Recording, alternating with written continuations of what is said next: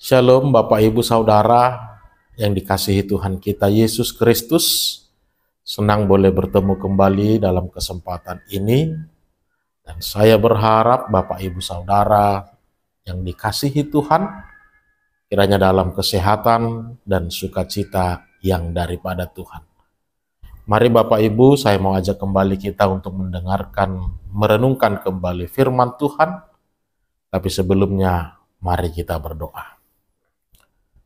Damai sejahtera Allah Bapa yang melampaui segala akal, itulah kiranya yang memelihara hati dan pikiran saudara-saudara di dalam Kristus Yesus Tuhan kita.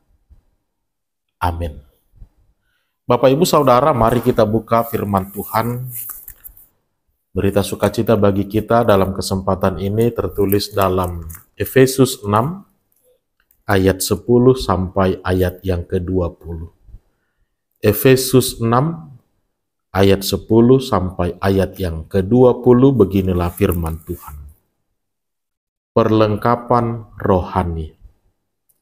Akhirnya, hendaklah kamu kuat di dalam Tuhan, di dalam kekuatan kuasa-Nya. Kenakanlah seluruh perlengkapan senjata Allah, supaya kamu dapat bertahan melawan tipu muslihat iblis. Karena perjuangan kita bukanlah melawan darah dan daging, tetapi melawan pemerintah-pemerintah, melawan penguasa-penguasa, melawan penghulu-penghulu dunia yang gelap ini, melawan roh-roh jahat di udara. Sebab itu ambillah seluruh perlengkapan senjata Allah, supaya kamu dapat mengadakan perlawanan pada hari yang jahat itu dan tetap berdiri, sesudah kamu menyelesaikan segala sesuatu. Jadi berdirilah tegap, berikat pinggangkan kebenaran, dan berbaju jirahkan keadilan. Kakimu berkasutkan kerelaan untuk memberitakan Injil damai sejahtera. Dalam segala keadaan, pergunakanlah perisai iman. Sebab dengan perisai itu, kamu akan dapat memadamkan semua panah api dari si jahat. Dan terimalah ketopong keselamatan dan pedang roh, yaitu firman Allah, dalam segala doa dan permohonan. Berdoalah setiap waktu di dalam roh, dan berjaga-jagalah di dalam doamu itu dengan permohonan yang tak putus-putusnya untuk segala orang kudus. Juga untuk aku, supaya kepadaku, jika aku membuka mulutku, dikaruniakan perkataan yang benar, agar dengan keberanian aku memberitakan rahasia Injil, yang kulayani sebagai utusan yang dipenjarakan. Berdoalah supaya dengan keberanian aku menyatakan sebagaimana seharusnya aku berbicara. Demikian pembacaan firman Tuhan. Jemaat yang dikasihi Tuhan kita Yesus Kristus, perikop ini adalah surat pastoral yang dikirimkan Rasul Paulus dari penjara. Efesus itu adalah sebuah jemaat kecil, di mana sesungguhnya secara umum kita melihat bahwa sepertinya tidak ada permasalahan di dalam kehidupan jemaat di Efesus. Tapi nyatanya banyak permasalahan, banyak hal-hal yang perlu dibenahi kembali di dalam kehidupan jemaat di Efesus. Namun persoalan itu bukan terjadi secara fisik, tapi persoalan itu muncul dari hati setiap pribadi umat. Kelihatannya sama-sama beribadah, tapi ternyata dalam hati mereka masih ada banyak dendam. Kelihatannya sama-sama duduk, sama-sama tertawa, tapi di dalam hati mereka sesungguhnya masih banyak iri hati, masih banyak dengki, masih banyak kesombongan. Hal-hal yang bersifat duniawi yang semakin lama ketika ini tidak segera diselesaikan, maka akan membuat jemaat itu bisa rusak. Maka dalam hal inilah Paulus menuliskan surat pastoralnya kepada jemaat di Efesus untuk mengingatkan dan menyadarkan mereka bahwa untuk lebih mempersiapkan diri, untuk lebih membentengi diri dari hal-hal yang demikian. Benar seperti yang selalu dikatakan oleh orang bijak, kita tidak bisa mengatakan supaya masalah itu tidak boleh datang kepada kita, tapi kita bisa untuk membentengi hidup kita ini, diri kita ini, dari setiap permasalahan-permasalahan itu. Itu sebabnya kalau kita lihat ilustrasi atau metafora yang dipakai Paulus itu gambaran dari seorang prajurit dengan segala perlengkapan pertempurannya, dengan segala perisai yang dia miliki. Tentu inspirasi ini muncul karena Paulus di dalam penjara. Dia merenungkan bagaimana dia mau mengingatkan jemaat saudara-saudara di Efesus.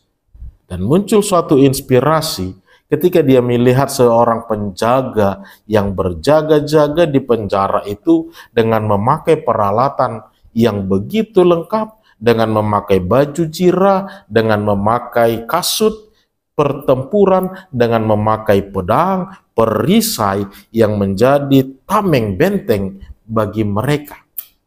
Maka inspirasi itu muncul ketika dia melihat seorang prajurit dan dengan menggunakan ilustrasi gambaran itulah Paulus kemudian mengingatkan jemaat di Efesus untuk bagaimana membentengi diri mereka, untuk bagaimana tetap hidup di dalam kebaikan-kebaikan tanpa bisa dipengaruhi oleh hal-hal yang tidak baik.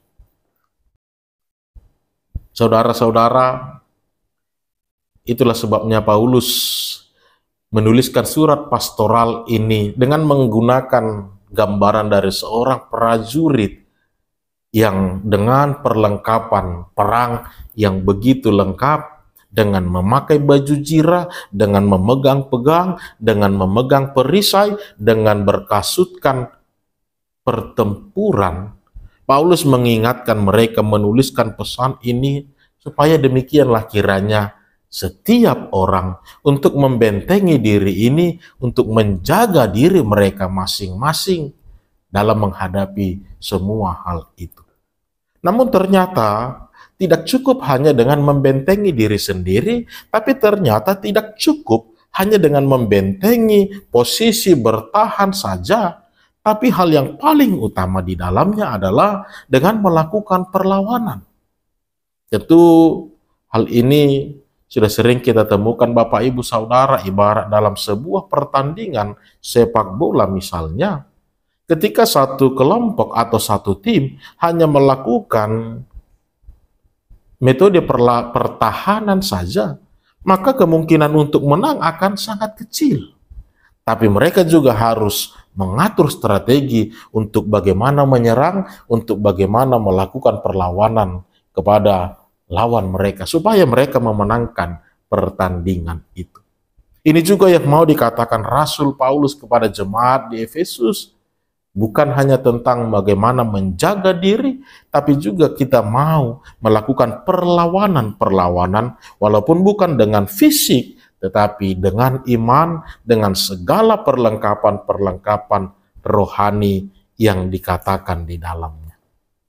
Yang pertama, Paulus mengatakan bahwa hendaklah setiap orang itu berdiri tegak dengan berikat pinggangkan kebenaran dan berbaju jirahkan keadilan. Berdiri tegap, berikat pinggangkan kebenaran, dan berbaju jirahkan keadilan. Kita tahu Bapak Ibu Saudara, dalam sebuah perlengkapan tempur, ikat pinggang menjadi satu hal yang paling utama. Bukan hanya menjaga, membuat nyaman baju dan pakaian pertempuran itu, tapi juga menjadi tempat menyimpan pedang, menyimpan alat perang yang bisa membuat mereka bergerak bebas, yang bisa membuat mereka nyaman dalam melakukan pertempuran itu, tanpa disusahkan dengan apa perlengkapan-perlengkapan yang sedang mereka pakai. Demikianlah kiranya setiap orang Kristen, dengan berikat pinggangkan kebenaran, kita juga mau diajak untuk supaya kita bisa bergerak dengan bebas, supaya kita juga bisa dengan bergerak dengan bebas dalam menyatakan, memberitakan kebaikan-kebaikan Tuhan itu. Ya, dengan kebenaran. Ini menjadi sesuatu yang bisa membuat kita hidup dengan bebas, hidup tanpa dibebani suatu kebohongan, hidup dengan membawa kebenaran-kebenaran itu kepada setiap orang. Jadi kita mau diajak untuk mulai menghidupi kehidupan ini dengan berlandaskan pada kebenaran-kebenaran yang telah ditetapkan Allah. Kebenaran-kebenaran yang telah ditetapkan bagi manusia itu. Supaya dengan hidup di dalam kebenaran, setiap orang percaya boleh dengan mudah, boleh dengan iman menyatakan tentang kesalahan, menyatakan dengan teguran, menyatakan dengan mengingatkan, bahkan mengajak mereka untuk mulai menghidupi dan mengimani Kristus di dalam kehidupan kita. Hidup dalam aturan-aturan, hidup tunduk dalam kebebasan yang diberikan kepada setiap orang. Tentu ini sering menjadi benturan bagi setiap orang percaya, Bapak Ibu. Kita mau diajak untuk mengingatkan, untuk mengajak, untuk menegur mereka, tetapi kita sendiri pun masih belum tunduk, masih belum taat kepada aturan-aturan yang telah ditetapkan Allah bagi manusia itu. Itu sebabnya Paulus mengatakan bahwa pakailah ikat pinggang kebenaran. Bangun hidupmu untuk hidup di dalam kebenaran yang sesungguhnya. Supaya ketika ada pun tantangan, ada pun musuh, ada pun orang-orang yang mencoba menuduhkan sesuatu kepada kita, ada pun orang-orang yang mencoba menjebak kita, melemahkan kita untuk tidak lagi hidup di dalam kehidupan yang baik ini, karena kita sudah hidup di dalam kebenaran-kebenaran itu, maka semua itu tidak akan berlaku bagi kita. Ini akan membuat kita nyaman bergerak, ini akan membuat kita bebas bergerak, menyentuh setiap lini, membuat setiap orang untuk mengajak mereka hidup dalam kemurahan-kemurahan Tuhan. Dan tentu ini juga harus sejalan dengan baju jirah yang digambarkan dengan keadilan. Supaya selaras antara kebenaran dan keadilan itu berjalan bersama-sama dalam sebuah kehidupan orang percaya. Benar, seseorang yang hidup di dalam kebenaran itu pasti dia juga akan hidup di dalam keadilan. Dia akan melakukan sama rata tanpa ada pembedaan, tanpa ada pengecualian, tanpa ada motivasi yang tidak baik di dalamnya. Dia hanya membangun suatu sistem, suatu pola di mana dia menginginkan kebaikan itu juga terjadi dalam kehidupan orang lain.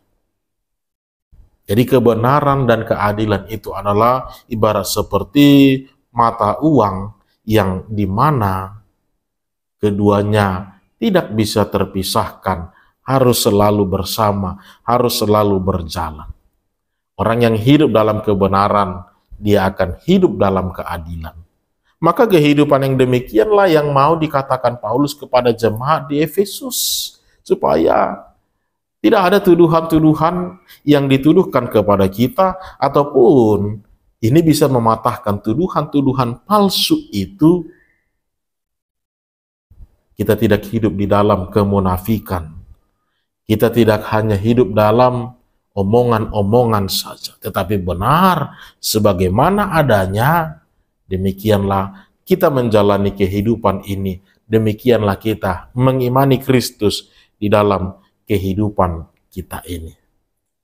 Hal yang berikutnya Paulus mengatakan bahwa kakimu hendaklah berkasutkan kerelaan, kesediaan untuk memberitakan Injil damai sejahtera.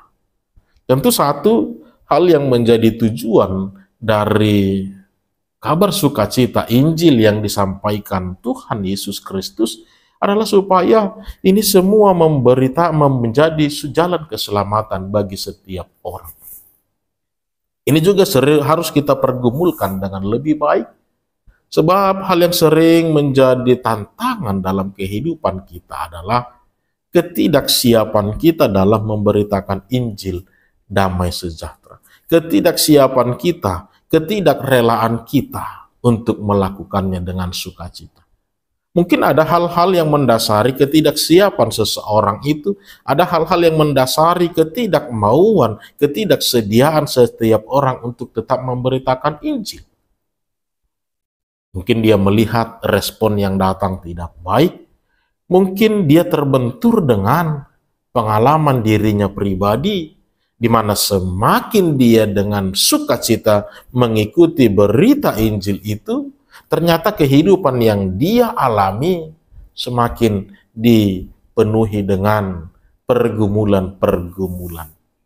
Maka satu hal yang mau dikatakan Paulus seperti kasut yang dipakai oleh para serdadu. Demikianlah kiranya prinsip yang harus kita bangun dalam memberitakan Injil. Kasut itu bukan hanya sebagai alas kaki saja, tetapi bisa melindungi kita dari jebakan-jebakan yang dibuat oleh musuh, dari ranjau-ranjau yang telah ditanamkan oleh pihak-pihak yang tidak baik. Maka kasut itu bukan hanya sebuah alas kaki, tapi juga untuk memproteksi kita, membentengi kita dari pengaruh-pengaruh hal-hal yang bisa membuat kita melemahkan untuk tetap memberitakan Injil. Itu sebabnya ketika kita berbicara tentang hidup kita ini, mungkin ada banyak orang-orang yang melakukan kebaikan itu hanya karena takut hukuman di neraka. Tapi sesungguhnya prinsip yang demikian kurang tepat. Tapi yang harus kita bangun dalam prinsip kita, ini bukan tentang kita takut dengan hukuman-hukuman di neraka pada hari penghakiman, tetapi kesadaran yang mengatakan bahwa karena Kristus telah mati bagi saya, dengan penebusannya saya begitu berharga, maka demikianlah prinsip yang harus kita bangun dalam memberitakan Injil itu. Jadi bukan hanya tentang alas kaki saja, tapi juga yang bisa memproteksi kita dari jebakan-jebakan yang dibuat oleh para musuh untuk melindungi kaki kita dari ranjau-ranjau yang bisa mencelakakan kita, yang bisa menyurutkan semangat sukacita kita untuk memberitakan Injil. Dengan membangun prinsip kesediaan kita bukan karena takut tentang hukuman pada hari terakhir, tetapi karena Kristus telah mati bagi kita. Karena Kristus telah membebaskan kita, menebus kita, dan menyediakan kehidupan yang kekal bagi kehidupan kita. Hal yang berikutnya Paulus mengingatkan kepada setiap orang dalam segala hal, gunakanlah perisai iman untuk melindungi dari semua panah api dari si jahat. Ini juga satu hal yang penting untuk kita renungkan Bapak Ibu Saudara, bagaimana perisai itu bisa melindungi kita dari serangan panah api yang tidak kita tahu dari mana datangnya. Ada banyak hal yang tidak pernah kita persiapkan dalam hidup kita ini. Ada banyak hal yang tidak pernah kita persiapkan dalam hidup ini. Terlebih tentang sesuatu yang terjadi dalam hidup kita. Mungkin kita hanya berpikiran tentang sesuatu hal yang bisa kita atasi. Tapi ternyata di luar dari itu, ibarat seperti dalam suatu pertempuran, panah api dari para musuh itu bukan hanya datang dari satu arah, tetapi datang dari berbagai arah, dari berbagai sumber. Maka demikian juga dengan memakai perisai iman, Kita mau melindungi, membentengi, karena ternyata tidak semua kita persiapkan dalam menjalani kehidupan kita ini. Maka satu-satunya yang bisa kita lakukan adalah dengan memakai perisai iman, membangun prinsip dasarnya dalam menjalani hidup ini, dalam melakukan kebaikan, dalam tetap hidup kebenaran Injil, dengan membangun pondasi yang kokoh. Dasar dari hidup kita ini yaitu di dalam iman. Maka bangun pondasi iman kita dengan kokoh. Sebab hanya itulah yang bisa melindungi, membentengi kita. Sekalipun ada pengaruh dari si jahat, sekalipun terjadi hal-hal di luar yang kita pikirkan, sekalipun banyak yang kita hadapi, banyak yang kita alami, kalaupun menjadi di penjara seperti yang dialami oleh Rasul Paulus, kita tidak menyalahkan situasi itu, kita tidak bersungut-sungut, terlebih kita tetap di dalam sukacita, di dalam iman, dalam menjalani dan memberitakan Injil Kristus di dalam kehidupan kita. Dan yang terakhir Paulus mengatakan, dan terimalah ketopong keselamatan dan pedang roh. Dan terimalah,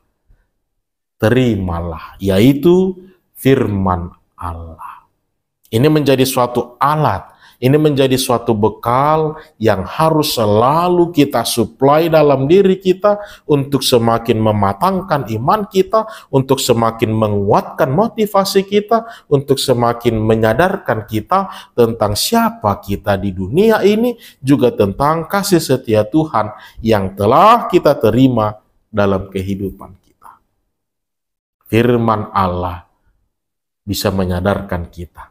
Firman Allah bisa mengingatkan kita. Firman Allah bisa meningkatkan kembali semangat dan gairah hidup ketika kita sudah lelah, ketika kita sudah terbentur dalam satu-satu masalah, ketika kita sudah stuck melihat kehidupan kita. Firman Tuhan akan membuka kembali semangat itu, akan menambah kembali gairah dalam hidup kita. Firman Tuhan itu menjadi ketopong keselamatan kita, menjadi pelindung untuk melindungi dari semua pengaruh roh-roh jahat itu. Maka demikianlah Paulus mengingatkan dan menyadarkan, kita bertarung, kita berjuang sekarang bukan melawan tentang sesuatu yang kelihatan, tidak. Tapi kita sedang bertempur melawan sesuatu yang tidak kelihatan. Penguasa-penguasa, pemerintah-pemerintah yang sudah dikuasai oleh roh-roh jahat, yang sudah dipengaruhi oleh kuasa si iblis. Itu sebabnya Paulus harus mengatakan, perlengkapi dirimu, bentengi dirimu, dan setelah kamu bisa berdiri tegap, mempersiapkan perlindungan bagi dirimu, maka lakukanlah perlawanan. Tetap dengan setia memberitakan Injil, tetap dengan setia hidup dalam kebaikan-kebaikan itu. Ketika kita sudah memulai kehidupan, hidup dalam kebenaran, kejujuran, keadilan, dan kebaikan, maka tetaplah hidup di dalamnya, dan harus bisa menjadi lebih dan lebih lagi di dalamnya. Maka Bapak Ibu Saudara yang dikasihi Tuhan kita Yesus Kristus, Paulus mengatakan yang terakhir, yang paling utama, yang paling prinsip di dalamnya adalah tetaplah berdoa.